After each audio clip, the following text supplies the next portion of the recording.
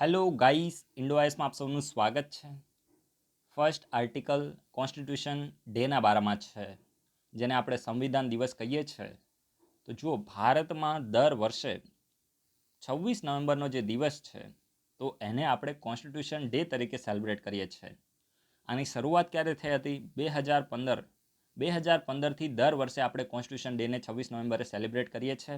અને 2015 શા માટે આપણે સિલેક્ટ કર્યું? તો જુઓ, 2015માં ડૉક્ટર ભીમરાવ આંબેડકર, આમનું નામ જ કાફી છે ને, ડૉક્ટર ભીમરાવ આંબેડકરની 125મી જન્મ જયંતિ હતી. આ ડૉક્ટર ભીમરાવ આંબેડકર છે તો એમનું યોગદાન કોન્સ્ટિટ્યુશનમાં ખૂબ જ વધારે રહ્યું છે. એમના સિવાય ઘણા બધા જે મેજર લીડર છે તો એનું પણ યોગદાન રહ્યું છે, પરંતુ સૌથી વધારે કોઈનું યોગદાન હોય તો ડૉક્ટર ભીમરાવ આંબેડકરનું છે. અને જે કોન્સ્ટિટ્યુશન માટે ડ્રાફ્ટિંગ કમિટી હતી તો એ ડ્રાફ્ટિંગ કમિટીના ચેરમેન કોણ હતા? ડૉક્ટર ભીમરાવ આંબેડકર હતા. યુપીએસસીમાં ક્વેશ્ચન આવેલો છે, સમજી ગયા? તો આ તમારે યાદ રાખવાનું છે. અને ડૉક્ટર ભીમરાવ આંબેડકરની 125મી જન્મ જયંતિ હતી 2015માં. તો ત્યારે સરકારે ડિક્લેર કર્યું કે આપણે 26 નવેમ્બરનો દિવસ હવે કોન્સ્ટિટ્યુશન ડે તરીકે સેલિબ્રેટ કરીશું. તો આ 26 નવેમ્બર સિલેક્ટ કરવા પાછળ બી કંઈક રીઝન હોવું જોઈએ ને. તો તમને બધાને આમ તો ખબર જ હોય, આમાં કોઈ ડિસ્કસ કરવાની વસ્તુ નથી, પણ જસ્ટ ખાલી તમારી ઇન્ફોર્મેશન માટે છે કે 26મી નવેમ્બર 1949ના રોજ આપણું જે કોન્સ્ટિટ્યુશન છે તો એને કોન્સ્ટિટ્યુઅન્ટ એસેમ્બલી દ્વારા એડોપ્ટ કરવામાં આવ્યું હતું, એટલે કે એનો સ્વીકાર કરવામાં આવ્યો હતો. પરંતુ કોન્સ્ટિટ્યુશન અમલમાં ક્યારે આવ્યું હતું? તો 26મી જાન્યુઆરી 1950. 26મી જાન્યુઆરી 1950ના રોજ આપણું જે કોન્સ્ટિટ્યુશન છે તો એ અમલમાં આવ્યું હતું. તો તમને આમાં થોડી કન્ફ્યુઝન થાય કે આ એડોપ્ટ કરવું અને અમલ કરવું આમાં શું ડિફરન્સ છે? તો ભાઈ, એડોપ્ટ જે કર્યું ને ત્યારે આપણે ફૂલ કોન્સ્ટિટ્યુશનને એક્સેપ્ટ નહોતું કરી લીધું. કોન્સ્ટિટ્યુશનના કેટલાક પાર્ટ છે, જેમ માની લો કે ઇલેક્શન કમિશન છે, તો આવા જે મેજર પાર્ટ હતા તો તેને એના સિવાય આપણી જે પાર્લામેન્ટરી સિસ્ટમ છે તો એને આપણે સ્વીકાર કરી હતી. આપણું જે પૂરેપૂરું કોન્સ્ટિટ્યુશન છે તો એ ક્યારે અમલમાં આવ્યું હતું? તો એ 1950માં અમલમાં આવ્યું હતું. આ તમારે ખાસ યાદ રાખવાનું છે, 26મી જાન્યુઆરી 1950. તો આ તમને ખબર પડી ગઈ. અને 2015થી આપણે કોન્સ્ટિટ્યુશન ડેની શરૂઆત કરી છે. અને 26મી નવેમ્બર આપણે શા માટે સેલિબ્રેટ કરીએ છીએ તો એ પણ તમને રીઝન ખબર પડી ગઈ. અને બસ આજ તમારે યાદ રાખવાનું છે. હવે એની પહેલાં જે 26મી નવેમ્બરનો જે દિવસ છે તો એને નેશનલ લો ડે તરીકે સેલિબ્રેટ કરવામાં આવતું હતું. પરંતુ આ લો અને કોન્સ્ટિટ્યુશન એકદમ અલગ થઈ જાય ને, સમજી ગયા? એટલા માટે સરકારે શું કર્યું, જે 26મી નવેમ્બરનો જે દિવસ છે તો એને કોન્સ્ટિટ્યુશન ડે તરીકે સેલિબ્રેટ કરવાનું શરૂ કરી દીધું. તો આ તમે યાદ રાખજો. એની પહેલાં શું સેલિબ્રેટ થતું હતું? તો નેશનલ લો ડે સેલિબ્રેટ થતો હતો. હવે ચલો, આ કોન્સ્ટિટ્યુશન ન્યૂઝમાં છે ને, તો કોન્સ્ટિટ્યુશનની શરૂઆત શાનાથી થાય છે? પ્રિએમ્બલથી થાય છે. તો આ પ્રિએમ્બલ વિશે યુપીએસસીએ 2020માં ક્વેશ્ચન પૂછ્યો હતો. તો આપણે એ બેઠો ક્વેશ્ચન નહીં પૂછે. હું તમને ક્વેશ્ચન એ પૂછું છું કે આપણું જે પ્રિએમ્બલ છે તો એના મેઇન તમે કમ્પોનન્ટ લખો. કમ્પોનન્ટ એટલે તમે સમજો ને, માની લો કે જે રીતે સોર્સ ઓફ ઓથોરિટી, એટલે કે જે આપણું કોન્સ્ટિટ્યુશન છે તો એની સોર્સ ઓફ ઓથોરિટી શું છે, એના સિવાય આપણું જે સ્ટેટ છે તો એનું નેચર શું છે, આ બધી વસ્તુ એની અંદર કીધેલી છે. એના સિવાય ખાસ કરીને જે ડેટ ઓફ એડોપ્શન છે તો આ બધું એ તો અત્યારે આપણે હાલ જ ડિસ્કસ કર્યું, એ પ્રિએમ્બલની અંદર મેન્શન પણ છે. તો 4 મેઇન કમ્પોનન્ટ છે. તો એ તમે દરેક લોકો 4 કમ્પોનન્ટને આ વિડીયોના કમેન્ટ બોક્સમાં લખો. યુપીએસસી જીપીએસસી એક્ઝામના પોઈન્ટ ઓફ વ્યૂ પ્રિએમ્બલ ખૂબ જ ઇમ્પોર્ટન્ટ છે. અને પ્રિએમ્બલ તમને યાદ હોવું જોઈએ. મને તો પૂરેપૂરું યાદ છે, અત્યારે હું તમારી સામે બોલી પણ શકું છું. તો તમારે છે ને આને ખાસ યાદ રાખવાનું છે. માની લો કે તમે ઇન્ટરવ્યુમાં જશો ને તો તમને ડાયરેક્ટ આ રીતે બોલી શકે કે ભાઈ તમે છે ને ભારતનું પ્રિએમ્બલ છે તો એને બોલી બતાવો. તો તમને આખું બોલવાનું નહીં, કે જસ્ટ ખાલી ચેક કરશે કે તમને યાદ છે કે નહીં. તો તમે 2-3 લાઈન બોલશો ને એટલે પછી કહેશે બસ હવે થઈ ગયું, સમજી ગયા, વધારે ફેંકો નહીં. તો આ રીતે થશે. એટલે તમને યાદ હોવું જોઈએ. એ લોકો પૂરું બોલાવે ના બોલાવે એ આપણો બિઝનેસ નથી. આપણે શું કરવાનું છે, આપણને યાદ હોવું જોઈએ. તો તમે દરેક લોકો પ્રિએમ્બલને યાદ કરી લેજો. અને પ્રિએમ્બલ તમને યાદ હશે ને તો ઘણો ફરક પડશે, કારણ કે જે આપણા કોન્સ્ટિટ્યુશનનો સાર છે તો એ શાની અંદર છે? તો એ બધો સાર આપણા પ્રિએમ્બલની અંદર મેન્શન છે, સમજી ગયા? તો એટલા માટે તમે એ કરજો. અને કમેન્ટ બોક્સમાં તમે આન્સર જરૂર લખજો કે કમ્પોનન્ટ કયા છે. બીજો ક્વેશ્ચન એ છે કે આપણું જે પ્રિએમ્બલ છે તો એ કોન્સ્ટિટ્યુશનનું પાર્ટ છે કે નહીં, આ તમને ખાસ ખબર હોવી જોઈએ. કે preamble is part of the constitution or not, એ તમને ખબર હોવી જોઈએ. અને જો પાર્ટ છે તો એ કયા જજમેન્ટ દ્વારા કહેવામાં આવ્યું છે, જજમેન્ટનું તમે નામ લખજો, સમજી ગયા? જે સુપ્રીમ કોર્ટના જજમેન્ટ હોય ને, જે રીતે તમે ગોલકનાથ કેસ સાંભળ્યું હશે, LIC કેસ છે, પછી કેશવાનંદ ભારતી કેસ છે, એમનું તો દેહાંત થયું હતું ને આ વખતે યુપીએસસી ક્વેશ્ચન પણ પૂછ્યો હતો. આ રીતે ક્વેશ્ચન લિંક થાય યુપીએસસીમાં, સમજી ગયા? આ વખતે જે બેઝિક સ્ટ્રક્ચર છે તો એના વિશે યુપીએસસી ટોપ લેવલનો ક્વેશ્ચન પૂછ્યો હતો. જેને એવું લાગતું હોય કે આપણને પોલિટી પરફેક્ટ આવડે છે તો એ ક્વેશ્ચન એક વખત ટેકલ કરે, સમજી ગયા? તો એટલો ટોપ લેવલનો સરસ ક્વેશ્ચન પૂછવામાં આવ્યો હતો. તો આ તમે આ વિડીયોના કમેન્ટ બોક્સમાં લખો કે પ્રિએમ્બલ કોન્સ્ટિટ્યુશનનું પાર્ટ છે કે નહીં, અને જો પાર્ટ છે તો એ કયા જજમેન્ટ દ્વારા કહેવામાં આવ્યું છે. તો આટલું તમે કહેવાની કોશિશ કરજો. એક્ઝામના પોઈન્ટ ઓફ વ્યૂ બહુ જ સરસ ક્વેશ્ચન છે અને તમને બધાને મજા આવશે. એના પછી જે નેક્સ્ટ આર્ટિકલ છે તો એ સહકાર પ્રજ્ઞાના બારામાં છે.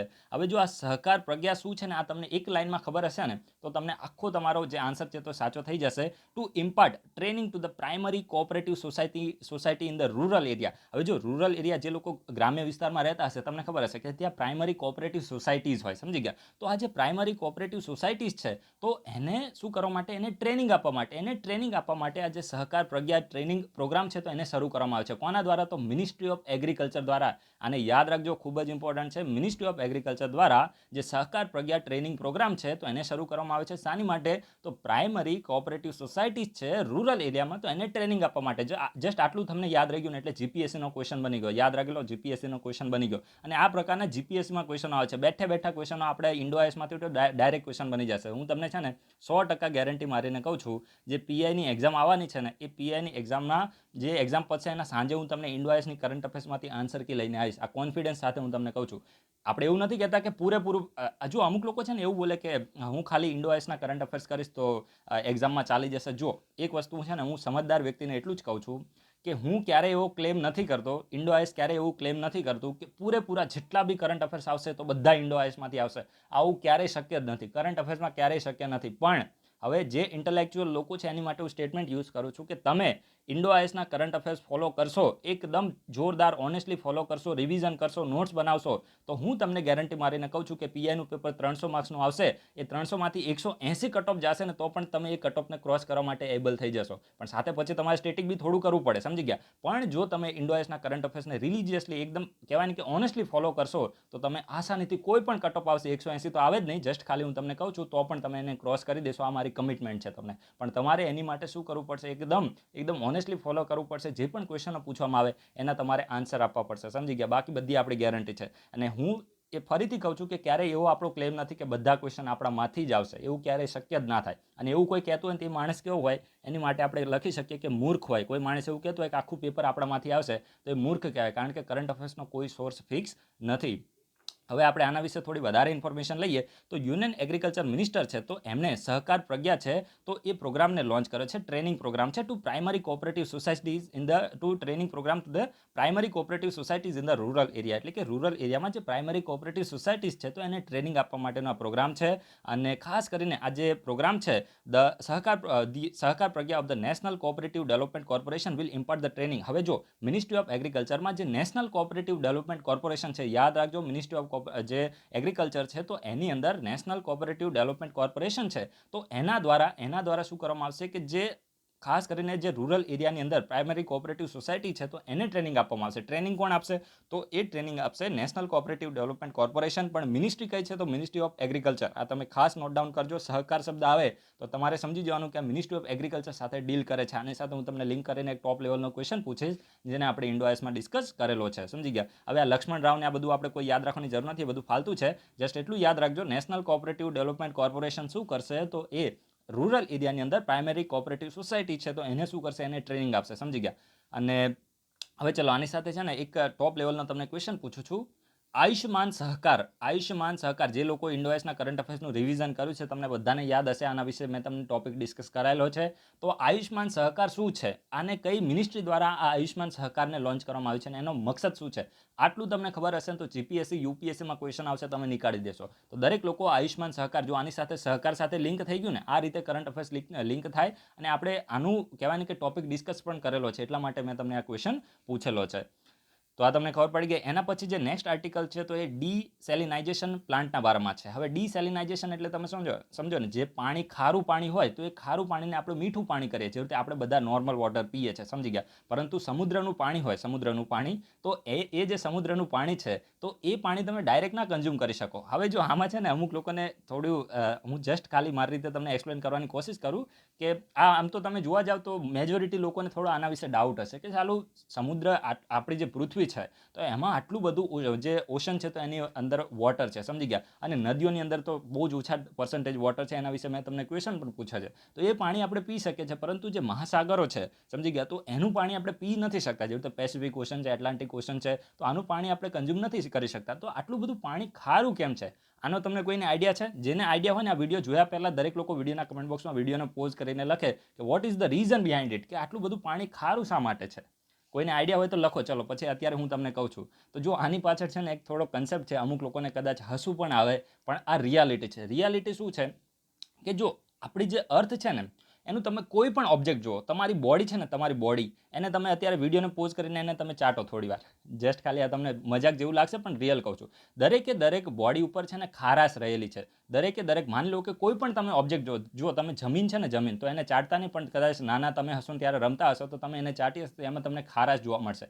કોઈ પણ ઓબ્જેક્ટ તમારું, માની લો કે મોબાઈલને તમે થોડી વાર પછી ચાટશો ને તો તમને એમાંથી ખારાશ જોવા મળશે. પછી જ્યારે નાના હશો ત્યારે તમારી મમ્મીએ થપ્પડ મારી હશે ને પછી નાકમાંથી લેટ નીકળ્યા હોય, એને કદાચ ભૂલથી મોઢામાં ગયો તો ત્યારે પણ પેલું ખારાશ અંદર હશે. તમને અત્યારે હસવું આવશે, અત્યારે તો બધા એમ છે ને છું બધા કરો, પણ રિયલમાં જ્યારે બચપન હોય તો ત્યારે બધાને થોડો ટેસ્ટ તો હશે જ તે, બરાબર છે. તો એની અંદર પણ ખારાશ હોય. કોઈ કહેતા કોઈ પણ એવો તમે ઓબ્જેક્ટ લઈ લો, એને જો તમારી જીભ તમે એની સાથે ટચ કરાવશો ને તો બધામાં ખારાશ હોય. હવે જે રીતે આપણું મકાન છે, એવું આપણું એક મકાન છે, તો આવા પૃથ્વીની અંદર કેટલા બધા મકાનો છે. તો જ્યારે થાય છે શું એકચ્યુઅલીમાં, કે જ્યારે વરસાદ પડે છે ને, વરસાદ, તો ત્યારે એ વરસાદથી શું થાય છે કે આ બધી જે ખારાશ છે, જે ઓબ્જેક્ટ ઉપર જેટલી પણ ખારાશ છે, કોઈ ઓબ્જેક્ટ ખારાશ વગરનો નથી. એ દરેકે દરેક ઓબ્જેક્ટમાં જેટલી પણ ખારાશ છે, દિવાલો ઉપર ખારાશ છે, પછી બિલ્ડિંગો ઉપર ખારાશ છે, દરેક જગ્યાએ છે. તો વરસાદ પડે છે તો એ બધાનું શું થાય છે, ધોવાણ થાય છે. પછી જમીન ઉપર જે ખારાશ છે એનું પણ ધોવાણ થાય છે. અને આ બધું ધોવાણ શામાં જાય છે, પછી ધોવાઈને આ પાણી છે તો એ શામાં જાય છે, નદીઓમાં જાય છે. અને નદીઓ છે ને એ કેવી છે, સ્વાર્થી નદીઓ છે. નદીઓ સ્વાર્થી છે. એ શું કરે છે, પોતાની પાસે જે પણ ખારું પાણી આવે ને એને લઈને શામાં નાખી દે છે, તો એ બધું સમુદ્રની અંદર નાખી દે છે. અને આ એવું નથી કે હાલની ઇવેન્ટ છે, તો આ તો પૃથ્વીની ઉત્પત્તિ થઈ ત્યારથી લઈને આ બધું ચાલી રહ્યું છે. કન્ટિન્યુઅસ આ એક્ટિવિટી ચાલી રહી છે. અને એનાથી શું થાય છે કે આ બધી જેટલી પણ ખારાશ હોય તો બધું ખારું પાણી ક્યાં જતું રહે છે, ખારું પાણી, દરેકે દરેક ખારું પાણી સમુદ્રની અંદર જતું રહે છે. અને એ પાણી ત્યાં એકઠું થઈ જાય છે. આ એક રીઝન હું તમને કહું છું, આ એક રીઝન છે. આના સિવાય બીજા પણ રીઝન હોઈ શકે છે, પણ આ એક રીઝન છે કે શા માટે સમુદ્રનું પાણી આટલું બધું ખારું છે. હવે નદીઓ આટલી સ્વાર્થી છે, સમજી ગયા, એટલા માટે શું કરે છે, નદીઓ બધું પાણી છે તો સમુદ્રની અંદર નાખી દે છે. અને સમુદ્ર બચારો શું કરે છે, હા ભાઈ આવા દો, આવા દો, આવા દો, બધું ખારું પાણી આવા દો મારી પાસે, તમે કેટલા સ્વાર્થી છો. તો નદીઓ આવું કરે છે. ને એટલા જ માટે નદીનું પાણી છે તો એ ફ્રેશ વોટર હોય છે. પરંતુ તમે જે ઓશન છે તો એનું તમે વોટર જુઓ, સમજી ગયા, તો એ તમને ખારું જોવા મળે છે. This is the main reason behind it, સમજી ગયા. તો દરેકે દરેક ઓબ્જેક્ટ ઉપર જો તમે છે ને, અત્યારે તમારો હાથ છે ને, એને વિડીયો પોઝ કરીને રૂમમાં કોઈ ના આવે તો છાનામાના એને ચાટીને જોજો, તમને ખારો લાગશે. આ રિયાલિટી હું તમને કહું છું, આ મજાકની હસવાની વસ્તુ નથી, સમજી ગયા. તમે આને તમે થોડું ધ્યાનથી તમે આનો અનુભવ કરશો ને, તો માની લો કે તમારા આંસુ છે ને, કોઈ રોતા હોય, તમને કોઈ થપ્પડ મારી અને તમે કદાચ રોતા હોય, અને કોઈનું દિલ તૂટી ગયું અને કોઈ રોતા હોય, તો જ્યારે એ રોતા હોય તો એ આંખ જ્યારે કહેવાય ને કે આંખના આંસુ જ્યારે પેલા તમારા હોઠની અંદર તમે અડશે ને, એટલે ત્યારે પણ એ તમને ખારા લાગશે, સમજી ગયા. તો આ બધી દરેકે દરેક જગ્યાએ શું રહેલું છે, ખારાશ રહેલી છે. અને પછી થાય છે શું કે વરસાદ પડે તો બધું પાણી નદીઓના જરીએ સામાં જાય છે, સમુદ્રની અંદર જાય છે. અને સમુદ્ર બચારો પીલાઈ જાય છે, સમજી ગયા. તો આ તમે યાદ રાખજો, this is the main reason. તો હવે જો આમાં અત્યારે આપણે મેઇન અત્યારે ટોપિક ઉપર આવી ગયા, તો મેં તમને ખાલી હટીને થોડી વધારે ઇન્ફોર્મેશન આવી. કોઈને સાચું લાગે તો એક્સેપ્ટ કરજો, ના લાગે તો વધારે પડતું ભાષણ કમેન્ટ બોક્સમાં ના આપતા, સમજી ગયા. અમુક ફાલતુ એવી કમેન્ટ આપતા હોય છે. કોઈ એક એવો હતો માણસ, એ બોલે કે મેં જો લક્ષ્મીકાંતની સિરીઝ ચાલુ કરી તો એ બોલે એવું બોલે કે પ્રેસિડેન્ટ તો કે બધાને આવડતું જોઈએ, પ્રેસિડેન્ટ શું કરવા ભણાવ છે, તો કે બધાને આવડતું જોઈએ. એટલે ભાઈ બધાનું ક્યાં વિચારો છો, તમને બધાની કેવી રીતે ખબર પડે. જીપીએસસીમાં કેટલા લોકો તૈયારી કરે છે ભાઈ. એવું ના હોય કે બધાને પોલિટી આવડતું હોય, જે બધાને સાયન્સ આવડતું હોય. માની લો કે કોઈનું બેકગ્રાઉન્ડ, માની લો કે સાયન્સનું બેકગ્રાઉન્ડ છે, તો એને પોલિટી ના આવડતું હોય. બધાને ધ્યાનમાં લઈને ચાલવાનું હોય. તમને આવડે એટલે બીજાને આવડે એવું ના હોય, સમજી ગયા. એટલે આ નકામી કમેન્ટ નહીં કરવાની. હવે આપણે મેઇન ટોપિક ઉપર આવીએ. તો જે મહારાષ્ટ્ર છે, મહારાષ્ટ્ર તો એ ખાસ કરીને શું કરી રહ્યું છે, જે પાણી છે તો એ ખારું, એમાંથી ખારાશ દૂર કરવા માટે ડિસેલિનાઇઝેશન પ્લાન્ટ છે તો એને શરૂ કરવા જઈ રહ્યું છે. અને મુંબઈની અંદર આ જે પ્લાન્ટ છે તો એને શરૂ કરવામાં આવશે. તો હવે ડિસેલિનાઇઝેશન એટલે સમજો ને, ખારું પાણી છે તો એને આરો એટલે રિવર્સ ઓસ્મોસિસ. આ તમે યાદ રાખજો, જે આરો હોય, આરો તમે નામ સાંભળ્યું હશે ને, તો આરોનું ફૂલ ફોર્મ શું થાય, રિવર્સ ઓસ્મોસિસ. તો આરો જે ટેકનિક છે તો એનો યુઝ કરીને ખારું પાણી છે તો એને મીઠું કરવામાં આવશે. અને આવું કરવાવાળું જે મહારાષ્ટ્ર છે તો ભારતનું ચોથું સ્ટેટ બની જશે. કયું સ્ટેટ બનશે, ભારતનું ચોથું સ્ટેટ બનશે, fourth state in the country to experiment with the idea, સમજી ગયા. અને આપણું જે ગુજરાત છે તો એ પણ આમાં વિચારી રહ્યું છે કે ભવિષ્યની અંદર આપણે પણ, જે આપણા ગુજરાતમાં પણ ઘણો બધો લાંબો દરિયા કિનારો છે, કદાચ ભારતમાં સૌથી વધારે લાંબો દરિયા કિનારો આપણો જ છે, સમજી ગયા. આપણને આ બધું યાદ ના હોય, આ રિયાલિટી હું તમને કહું છું. તો ભારતમાં સૌથી વધારે દરિયા કિનારો આપણો જ છે. અને એટલા માટે ગુજરાત પણ આના માટે વિચારી રહ્યું છે. આ desalination plant unit turns the salt water into the water that is fit to drink. એટલે કે જે ડિસેલિનાઇઝેશન પ્લાન્ટ છે તો એ શું કરે છે, જે સોલ્ટ વોટર છે તો એ એવા પાણીમાં એવી રીતે એ વોટરને બનાવી દે છે, એટલે કે ફ્રેશ વોટર બનાવી દે છે, જેને આપણે એટલે ડ્રિંક કરી શકીએ એ માટે એને ફિટ બનાવી દે છે. એટલે આને હું સાદી ભાષામાં એવું કહું તો જે ખારું પાણી હોય એને પી શકવા માટે લાયક બનાવી દે છે આ ડિસેલિનાઇઝેશન પ્લાન્ટ છે. તો એના જરિયા બધું કરવામાં આવે છે. અને રિવર્સ ઓસ્મોસિસ જે ટેકનોલોજી છે તો એનો આમાં યુઝ કરવામાં આવે છે. એના સિવાય આમાં ચેલેન્જીસ શું છે? તો જો ચેલેન્જીસ તો ઘણા બધા છે આમાં. એક તો આ જે ડિસેલિનાઇઝેશન માટેની ટેકનિક છે ને એ ખૂબ જ એક્સપેન્સિવ ટેકનિક છે. ખબર સમજી ગયા? ખૂબ જ એક્સપેન્સિવ ટેકનિક છે. અને એટલે મતલબ તમારે પ્લાન્ટને એસ્ટાબ્લિશ કરવો હોય તો એમાં તમારે ખૂબ જ વધારે પડતું ઇન્વેસ્ટમેન્ટ કરવું પડે. અને ઇન્વેસ્ટમેન્ટની સાથે સાથે શું થાય છે કે આમાં છે ને બાય પ્રોડક્ટ ઘણી નીકળે છે. એટલે કે તમે એક વસ્તુ જોઈ હશે કે જે નેશનલ ગ્રીન ટ્રિબ્યુનલ છે ને NGT, તો NGTએ અમુક જે રાજ્યો છે તો એના ઉપર આ આરો છે ને આરો તો એને યુઝ કરવા ઉપર પ્રતિબંધ લગાવી દીધો છે. કારણ કે આરોમાં શું થાય છે, જો જે લોકોને ખબર ના હોય કહી દઉં, આ જે આરો છે તો તમને સારું લાગે છે પણ રિયલમાં આરોમાં પાણીનું વેસ્ટેજ વધારે થાય છે. સમજી ગયા? આરોમાં પાણીનું વેસ્ટેજ ખૂબ જ વધારે થાય છે. અને એના હિસાબથી જે NGT છે તો અમુક લોકોને કેવું હોય કે આદત પડી ગઈ છે. અમુક જગ્યાએ એવું નથી કે દરેક જગ્યાએ ખરાબ પાણી જ આવે છે, અમુક જગ્યાએ સારું પાણી પણ આવે છે. પણ અમુક લોકોને શું એકબીજાની દેખાદેખીનો આદત પડી ગઈ છે, એટલા માટે એ લોકો પણ આરોનો યુઝ કરી રહ્યા છે. અને એના હિસાબથી જે સારું પાણી છે તો એ પણ વેસ્ટેજમાં જઈ રહ્યું છે, કારણ કે એ તો પછી પાણી ગટરમાં જ જશે ને. તો આ બધું તમારે યાદ રાખવાનું છે કે આરો છે તો એટલું સારું નથી. આરો કોની માટે સારું છે? એ લોકો માટે જ્યાં જે લોકોના જે રીતે આપણે અમદાવાદનો જે અમુક એરિયા છે તો ત્યાં છે ને ખારાશવાળું પાણી આવે છે, તો ત્યાં આરોની જરૂર પડે. સમજી ગયા? પરંતુ દરેકે દરેક જગ્યાએ માની લો કે કોઈના ઘરે નર્મદાનું વોટર આવતું હોય તો એ સારું પાણી મીઠું પાણી આવે છે, તો એમાં આરોની જરૂર ના પડે. તો અમુક લોકો એમાં પણ આરો યુઝ કરી રહ્યા છે, તો પાણીનું વેસ્ટેજ થાય છે. અને NGTએ આના ઉપર પ્રતિબંધ લગાવવા માટે કીધું છે રાજ્ય સરકારને કે તમે આ બધું જે આરો છે તો એનું જરૂર પડે તો જ તમે યુઝ કરો. સમજી ગયા?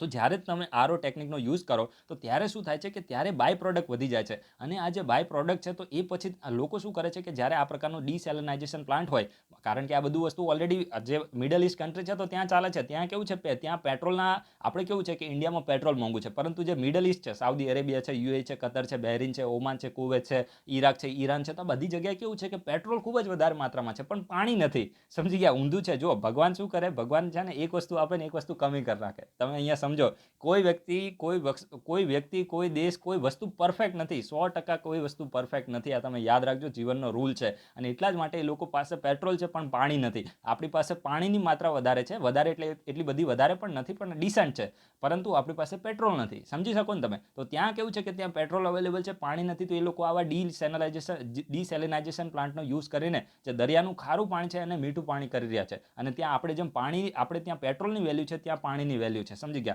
તો આ તમે યાદ રાખજો. તો આ લોકો શું કરે છે, જ્યારે ડિસેલિનાઇઝેશન પ્લાન્ટનો યુઝ કરે તો બાય પ્રોડક્ટ આવે, અને એ જે બાય પ્રોડક્ટ છે તો એ બાય પ્રોડક્ટને પછી દરિયાની અંદર નાખી દેવામાં આવે છે. અને એ બાય પ્રોડક્ટ શું હોય છે, એની અંદર વેસ્ટેજ વધારે હોય છે, અને એના હિસાબથી જે દરિયાની ઇકોલોજી હોય છે તો એને ખૂબ જ નેગેટિવ નુકસાન થાય છે. તો આ તમે જોઈ શકો છો ને. માની લો કે તમે આ બધું તમને મીન્સમાં કામમાં આવશે ભાઈ. આ હું તમને જે કહું છું ને બધું મીન્સમાં તમને કામમાં આવશે. અને યાદ રાખજો કે ભાઈ માની લો કે તમે આ પ્રકારના ડિસેલિનાઇઝેશન પ્લાન્ટનો યુઝ કરો છો તો તમારે ચેલેન્જીસ લખવાના આવે. ભાઈ આનું ચેલેન્જીસ શું છે? ફાયદા તો છે કે ભાઈ તમે કારણ કે ઓશનની અંદર યાર ઘણું બધું વોટર અવેલેબલ છે, પરંતુ એના ચેલેન્જીસ પણ છે કે ભાઈ ઇકોલોજીને પણ નુકસાન થઈ શકે છે, કોસ્ટ વધારે આવે છે, અને બાય પ્રોડક્ટ છે તો એ વધારે નીકળે છે અને પાણીનું વેસ્ટેજ આનાથી વધારે થાય છે. હવે જો વર્લ્ડ વાઇડ આપણે જોઈએ તો વૈશ્વિક લેવલ ઉપર જે ડિસેલિનાઇઝેશન છે તો આને એક પ્રકારે છે ને પોસિબલ આન્સર માનવામાં આવે છે કે જે વોટર ક્રાઇસિસ જોવા મળી રહી છે. વોટર ક્રાઇસિસ એટલે દિવસે ને દિવસે જે પાણી છે તો ઓછું થઈ રહ્યું છે. સમજી ગયા? જે ગ્લેશિયર છે તો એ પીગળીને એનું પાણી ઓશનમાં જઈ રહ્યું છે નદીઓના જરીએ, અને એના હિસાબથી શું થયું છે, ધીરે ધીરે શું થઈ રહ્યું છે કે ભાઈ પાણી છે તો એની ક્રાઇસિસ ઊભી થઈ છે ફ્રેશ વોટરની, અને એટલા માટે આને એક પોસિબલ આન્સર માનવામાં આવે છે. પરંતુ એની સામે ચેલેન્જીસ પણ ઘણા બધા છે. ચેલેન્જીસ તો મેં તમને કીધા ને, તો એ તમે યાદ રાખજો. This plant are mostly set up in the areas that have access to the sea water. એટલે કે આ પ્લાન્ટને એવી જગ્યાએ સેટઅપ કરવામાં આવે છે જ્યાં સી વોટર એટલે કે જે સમુદ્રનું પાણી છે તો એની એક્સેસ હોય. તો એ તો ઓબ્વિયસ જ છે ને ભાઈ. તમારે ડિસેલિનાઇઝેશન કરવું છે તો ભાઈ તમે એવું તો નહીં કે પછી તમે પેલા ટ્રકો ભરીને પછી તમે એને લઈને જે ટ્રેક્ટરો ને બધું આવે પાણીની ટાંકીવાળા, તો એને લઈને તમે પછી અહીંયા ગુજરાતની અંદર અમદાવાદમાં લઈને આવો, એ બધું મૂર્ખામી ના કરાય. એને દરિયાના કિનારે જ રાખવાનું હોય. સમજી ગયા? અને the desalination has largely been limited to affluent countries. હવે જો મેઇનલી તો આ જે ડિસેલિનાઇઝેશન પ્લાન્ટ છે તો મેઇનલી જે મિડલ ઇસ્ટ છે,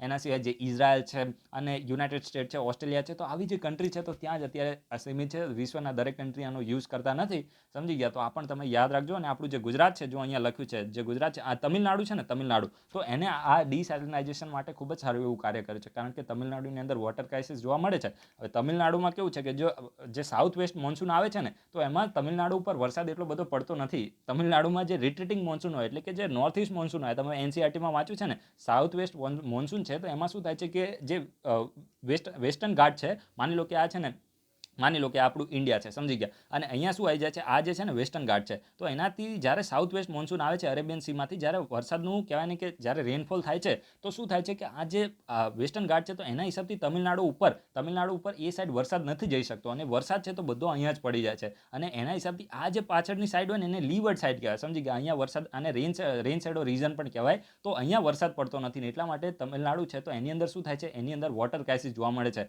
પણ તમિલનાડુ માટે ભગવાને થોડું વિચાર્યું છે. કેવું વિચાર્યું છે કે જ્યારે નોર્થ ઈસ્ટ મોન્સૂન હોય, એટલે કે જ્યારે ઉપરથી ખાસ કરીને જે નોર્થ ઈસ્ટ આપણું રીજન છે તો ત્યાંથી જ્યારે કહેવાય ને કે જે ચેન્જ થાય, સમજી ગયા, વરસાદ ત્યાંથી શરૂ થાય, તો ત્યારે શું થાય છે કે જ્યારે માની લો કે હવા આ સાઈડથી આવે છે, તો અહીંયા શું આવે છે કે બે ઓફ બેંગાલ આવે છે, તો એ અહીંથી મોઇસ્ચર લઈ લે છે, અને મોઇસ્ચર લેવાથી અહીંયા શું થાય છે કે અહીંયા ખાસ કરીને ઈસ્ટર્ન ઘાટ છે, એના હિસાબથી અહીંયા થોડું પ્રેસિપિટેશન થઈ જાય છે, સમજી ગયા, અહીંયા રેનફોલ અહીંયા થઈ જાય છે, તો આ તમે ખાસ યાદ રાખજો. એટલા માટે તમિલનાડુમાં રેનફોલ થોડો ઓછો જોવા મળે છે, પણ જે સાઉથ વેસ્ટ મોન્સૂનમાં જેટલો વરસાદ પડે એટલો નોર્થ ઈસ્ટ મોન્સૂનમાં વરસાદ પડતો નથી, અને તમિલનાડુને થોડું નુકસાન થાય છે. હવે આ બધી જીઓગ્રાફીના કોન્સેપ્ટ છે, હું તમને મારી રીતે એકદમ સિમ્પલ લેંગ્વેજમાં હું તમને શોર્ટમાં સમજાવવાની કોશિશ કરું છું, સમજી ગયા, તો એ તમે યાદ રાખજો, અદરવાઇઝ આખું આની ઉપર છે ને એક ચેપ્ટર થઈ જાય અને આખો વિડીયો આપણે અહીંયા અપલોડ કરવો પડે, પણ અત્યારે તમને જસ્ટ ખાલી સમજ આવી જાય એ માટે આપણે આટલું સ્પીડમાં હું તમને શોર્ટમાં સમજાવવાની કોશિશ કરું છું. અને જે તમિલનાડુ છે તો એને આ પ્રકારના ડિસેલિનાઇઝેશન પ્લાન્ટને સેટઅપ કરવામાં સારું એવું કાર્ય કર્યું છે. 2010 અને 2013માં જે ચેન્નાઈ છે તો એમાં 2 પ્લાન્ટ શરૂ કરવામાં આવે છે, અને આપણું જે ગુજરાત છે અને આંધ્રપ્રદેશ છે તો એ પણ વિચારી રહ્યું છે કે ભાઈ આપણે પણ ભવિષ્યની અંદર આ પ્રકારના જે સેલિનાઇઝેશન પ્લાન્ટ છે તો એને શરૂ કરીશું. એના પછી જે નેક્સ્ટ આર્ટિકલ છે તો એ ગરિમા ગૃહના બારામાં છે. ખૂબ જ ઇમ્પોર્ટન્ટ છે, ડાયરેક્ટ ક્વેશ્ચન બનશે. શા માટે? કારણ કે આપણા ગુજરાતના વડોદરા બરાબર છે, તો એમાં આને શરૂ કરવામાં આવે છે. સ્પીડમાં બોલે ત્યારે આવું થાય, સમજી ગયા. તો જે ગરિમા ગૃહ છે તો આ એક પ્રકારનું શેલ્ટર હોમ છે. કોની માટે? તો ટ્રાન્સજેન્ડર પર્સન. ટ્રાન્સજેન્ડર એટલે સમજો ને, જન્મના સમયે એ જે માની લો કે જે પણ બાળક હોય તો એનું જેન્ડર શું હોય, તો માની લો કે બોય અથવા તો ગર્લ હોય, અને પછી મોટું થઈને એનામાં કંઈ ચેન્જ આવે હોર્મોનમાં, ને એ એમ બોલે કે ભાઈ મને તો એવું લાગે કે ભાઈ મારે બોય નહીં મારે ગર્લ થવું છે, અને આ ગર્લને એવું લાગે મારે બોય થવું છે, આવું હોય, કંઈ વાંધો નહીં. હવે તો જમાનો આવો આવી ગયો છે, બરાબર છે. LGBTQ તમને ખબર છે ને, લેસ્બિયન, ગે, બાયસેક્સ્યુઅલ, ટ્રાન્સજેન્ડર, સમજી ગયા, પછી ક્યુઅર, આવું બધું આવે છે. તો આપણે તમારે બધું યાદ રાખવાનું. જો આ બધી વસ્તુને છે ને તમારે શરમમાં નહીં રહેવાનું, કારણ કે તમે ભવિષ્યમાં DCDM બનવાના છો, અને તમારે આ કમ્યુનિટીના વેલફેર માટે કામ કરવું પડશે. અને બીજી વસ્તુ એ છે કે આપણી જે ઇન્ડિયન સોસાયટી છે ને, ઇન્ડિયન સોસાયટી, તો જે GS પેપર 1 છે UPSCમાં, તો આખો પોર્શન છે ઇન્ડિયન સોસાયટીનો, તો એમાં તમારે આ લેસ્બિયન, ગે, જે બાયસેક્સ્યુઅલ છે, ટ્રાન્સજેન્ડર છે, તો આ બધા વિશે પણ તમારે આન્સર લખવાના આવે છે. તો આને આવી બધી શરમમાં નહીં રહેવાનું, બધું ભણવાનું, બરાબર છે. UPSC GPSCનો વિદ્યાર્થી હોય એને બધી ફિલ્ડનું નોલેજ હોવું જોઈએ. રેડ લાઇટ એરિયા બી ખબર હોવી જોઈએ કે રેડ લાઇટ એરિયા શું હોય છે. ના ખબર હોય તો ગૂગલમાં સર્ચ ના કરતા, પણ આ બધું તમને ખબર હોવી જોઈએ, સમજી ગયા. કારણ કે પછી એ રેડ લાઇટ એરિયા છે તો ત્યાં જે લોકો રહેતા હોય તો એના વેલફેર માટે તમારે કામ કરવાનું છે, સમજી ગયા. તો આ રીતે તમારે બધી રીતે અવેર રહેવાનું છે. હવે અત્યારે આપણે ગરિમા ગૃહની આપણે વાત કરીએ તો આ જે ગરિમા ગૃહ છે તો જે ministry of social justice and empowerment છે તો એને શું કર્યું છે, શેલ્ટર હોમને શરૂ કર્યા છે, સમજી ગયા. શેલ્ટર હોમને શરૂ કર્યા છે. હવે માની લો કે અને કઈ જગ્યાએ, જો આજે શેલ્ટર હોમને શરૂ કરવામાં આવે તો પહેલું શેલ્ટર હોમ ગુજરાતના વડોદરામાં શરૂ કરવામાં આવ્યું છે. એટલા માટે આપણી માટે ઇમ્પોર્ટન્ટ થાય છે. ડાયરેક્ટ ક્વેશ્ચન બનશે કે ગરિમા ગૃહ શું છે, તો ટ્રાન્સજેન્ડર પર્સન માટે શેલ્ટર હોમ છે, એટલે કે એમને રહેવા માટે. માની લો કે શું થાય છે કે ટ્રાન્સજેન્ડર બની જાય છે કોઈ, માની લો કે બોય અથવા તો ગર્લ, તો એનો પરિવાર છે તો એક્સેપ્ટ કરતો નથી, અને ઘરમાંથી એને કાઢી મૂકવામાં આવે છે, ભાઈ નીકળ અહીંથી, સમજી ગયા. તો ત્યારે શું થાય છે કે એ વ્યક્તિનું જીવન છે ખૂબ જ ખરાબ થઈ જાય છે, સમજી ગયા. એ વ્યક્તિનું જીવન ખૂબ જ ખરાબ થઈ જાય છે, અને એટલા માટે આ પ્રકારના શેલ્ટર હોમ છે તો એ ministry of social justice and empowerment દ્વારા શરૂ કરવામાં આવે છે કે તમને ઘરમાંથી કોઈ કાઢી મૂકે તો તમે આ શેલ્ટર હોમની અંદર આવી જાઓ.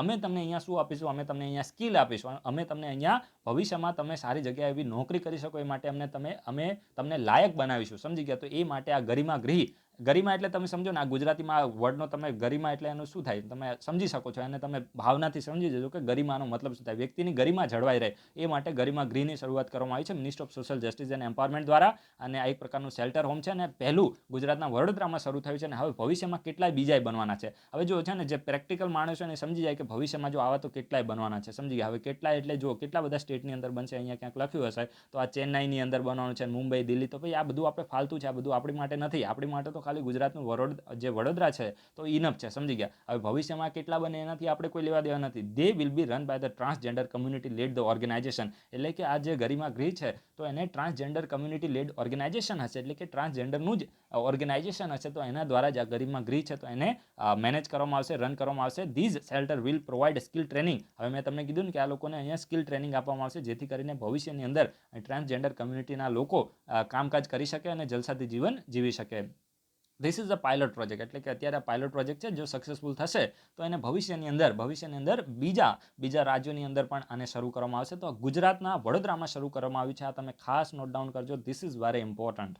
ક્વેશ્ચન અહીંયાથી બનશે, કારણ કે આ ગુજરાતનું આવી જાય ને એટલે તમારે જીપીએસસી માટે કાન ઓપન થઈ જવા જોઈએ. જો આમ તો છે ને હું પર્ટિક્યુલર ગુજરાત માટે કવર કરતો જ નથી, પણ આ ડીવાયએસઓ છે, પછી એસટીઆઈ છે, પીઆઈ છે, તો આમાં બેઠા ક્વેશ્ચનો બનશે. આ બધા બેઠા ક્વેશ્ચનો આવશે, તમે યાદ રાખજો. તો એટલા માટે આપણે આને કવર કરી લઈએ છીએ. આ કૂતરું જપતું નથી. એના પછી જે નેક્સ્ટ આર્ટિકલ છે તો એ પણ ખાસ કરીને ટ્રાન્સજેન્ડર પર્સન માટે છે. National portal for transgender person. તો જો ministry of social justice and empowerment દ્વારા national portal for transgender person છે તો એને શરૂ કરવામાં આવ્યું છે. અને આ પોર્ટલમાં કરવામાં શું આવશે, તો જે ટ્રાન્સજેન્ડર પર્સન છે ને તો એને આઈડેન્ટિટી કાર્ડ આપવામાં આવશે, એને સર્ટિફિકેટ આપવામાં આવશે.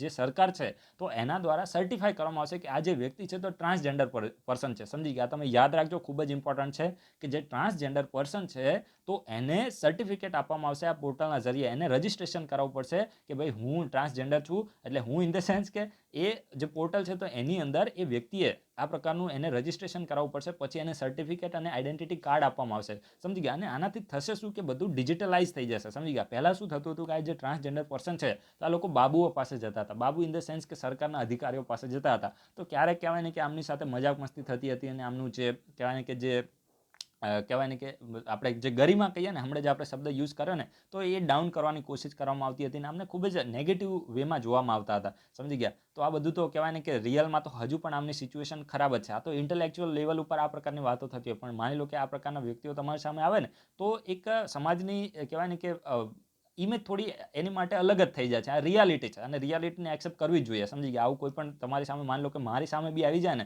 તો આપણને થોડું આમ અલગ વેથી આપણે એને જોઈએ છે. અને ધીસ ઇઝ ધ રિયાલિટી. સમજી ગયા? આને ચેન્જ થતા સમય લાગે, પણ સમય થઈ. સરકાર અત્યારે એફર્ટ્સ લગાવી રહી છે. તો national portal for the transgender person છે તો શાની માટે છે, તો એ ટ્રાન્સજેન્ડર પર્સનને આઈડેન્ટિટી કાર્ડ અને સર્ટિફિકેટ આપવા માટે છે. એમનું અહીંયા રજિસ્ટ્રેશન કરવામાં આવશે અને પહેલાં એમને ફિઝિકલી અધિકારીઓ પાસે સર્ટિફિકેટ લેવા જવું પડતું હતું, પરંતુ હવે ઓનલાઈન કરી દેવામાં આવ્યું છે. હવે જો આજથી લઈને લગભગ સપ્ટેમ્બર મહિનામાં 29 તારીખે સરકાર દ્વારા એક નોટિફિકેશનને ઇસ્યુ કરવામાં આવી હતી. એ નોટિફિકેશન ખાસ કરીને transgender person protection of the right rule 2020 આ જે નોટિફિકેશન હતી એ પબ્લિશ કરી હતી. અને એના બે જ મહિનામાં સરકારે આ જે પોર્ટલ છે તો એને શરૂ કરી દીધું છે, national portal for the transgender person. અને ખાસ કરીને હવે જો અહીંયા છે ને એક એક્ટ છે, આ એક્ટ પાસ થયો હતો, transgender person protection of the right act 2019. તો આ જે એક્ટ છે તો એમાં આ પ્રકારના પોર્ટલ છે તો એને શરૂ કરવા માટે સજેશન આપવામાં આવ્યું હતું. અને એને ધ્યાનમાં લઈને gating the transgender certificate and identity card as per their self-perceived identity is important provision for the transgender person protection of the right 2019 act. સમજી ગયા? તો આ જે એક્ટ છે તો એમાં પણ આ પ્રકારનું કહેવામાં આવ્યું હતું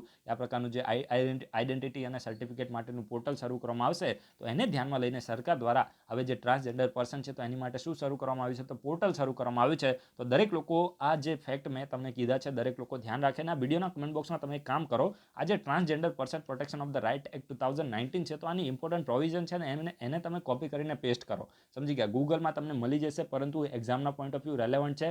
પ્રિલિમ માટે નહીં, મીન્સ માટે પણ ઇમ્પોર્ટન્ટ છે, કારણ કે જ્યારે ઇન્ડિયન સોસાયટી વિશે લખવાનું આવશે ત્યારે તમને આ એક્ટ ખૂબ જ કામમાં આવશે. તો દરેક લોકો વિડીયોના કમેન્ટ બોક્સમાં પાર્ટિસિપેટ કરે અને આન્સર આપે. સમજી ગયા? વિડીયો ગમે તો લાઇક કરે. અને એક વસ્તુ તમે યાદ રાખજો, આપણે પોલિટીની સિરીઝ ચાલુ કરેલી છે, જે બહુ જ ઓછા લોકો વિડીયો જોવે છે, લગભગ 500 લોકો જ વિડીયો જોવે છે. તો આ વસ્તુ સારી ના કહેવાય. વધારે લોકોએ વિડીયો જોવો જોઈએ, કારણ કે 700 લોકોએ વોટ કર્યા હતા, મેજોરિટી લોકોએ હા પાડી હતી. તો તમારે રેગ્યુલારિટી રાખવી જોઈએ અને પૂરો વિડીયો કોઈ જોતું નથી, મેજોરિટી લોકો સ્કીપ કરે છે. So this is wrong. સમજી ગયા? ખોટી વસ્તુ છે. હું તમારી માટે જ આ વસ્તુ કામ કરી રહ્યો છું, કારણ કે એની માટે ટાઈમ મેનેજ કરવો પડે છે. સમજી ગયા? તો વિડીયોને પૂરો જુઓ, અદરવાઇઝ વિડીયોને આપણે બંધ કરી દઈશું. સમજી ગયા? અને એમાં જે પણ ક્વેશ્ચન પૂછવામાં આવે છે આન્સર આપવાની કોશિશ કરો.